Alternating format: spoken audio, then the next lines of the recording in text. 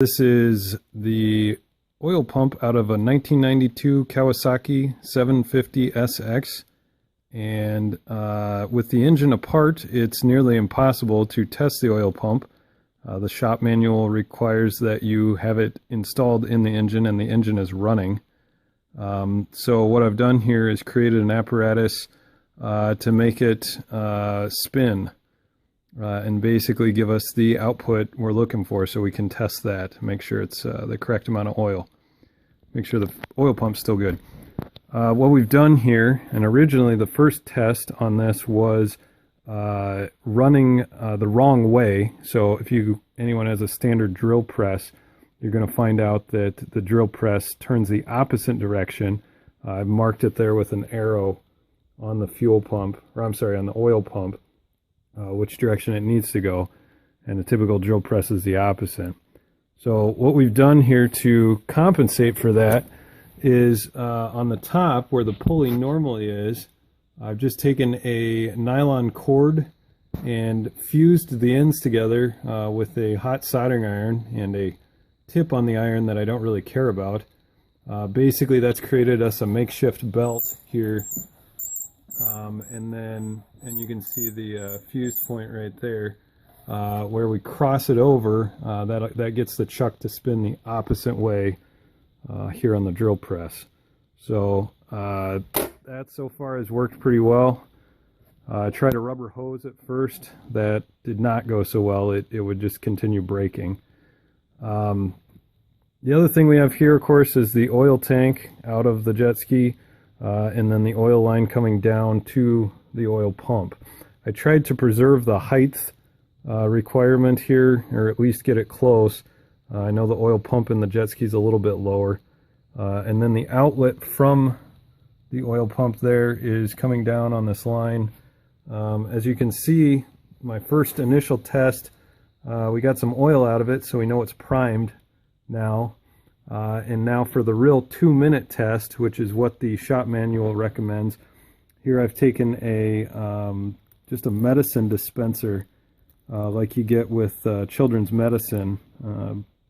We obviously have a couple extra of those laying around, but the graduations are on there up to 10 milliliters, and basically the book indicates it needs to get, I think the number was somewhere a little bit below 7.2 milliliters, so that should be sufficient for 2 minutes of running. Now, this drill press actually runs at about 3,100 RPM, and the manual states that you should have the engine running at about 3,000 RPM. However, for this test, I think it's going to be close enough, since there's quite a range of acceptable flow through the oil pump based on what the manual says. So we'll give it a shot and see what comes out of it here for a 2-minute run.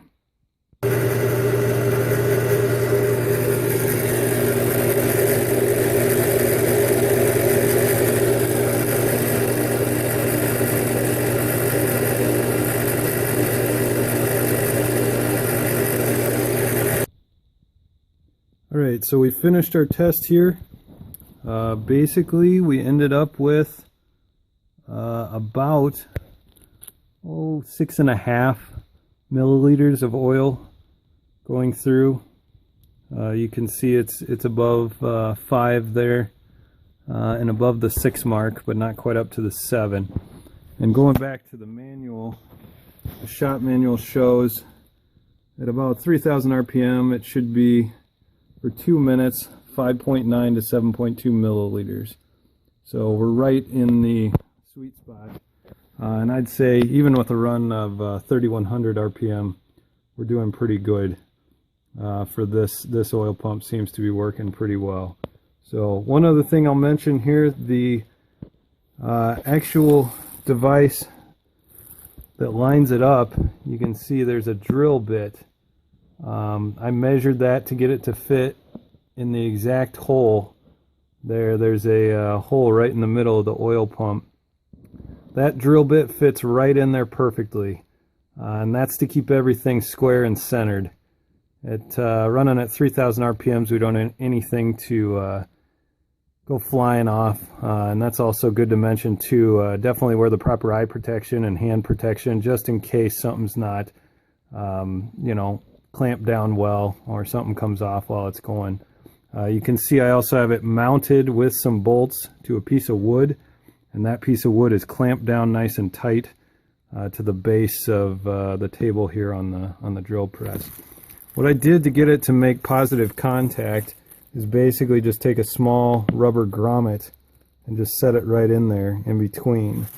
And what that does then is when you push down on the drill chuck, it basically squishes itself around it and kind of just gives a little bit of a way to hold that that bar to spin it around. So it's nice and gentle, so if something did bind up, it wouldn't cause any issues. But yeah, it seems to do the trick pretty well for 2 minutes.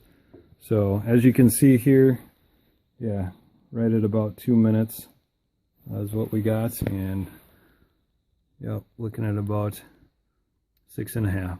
So thanks for watching.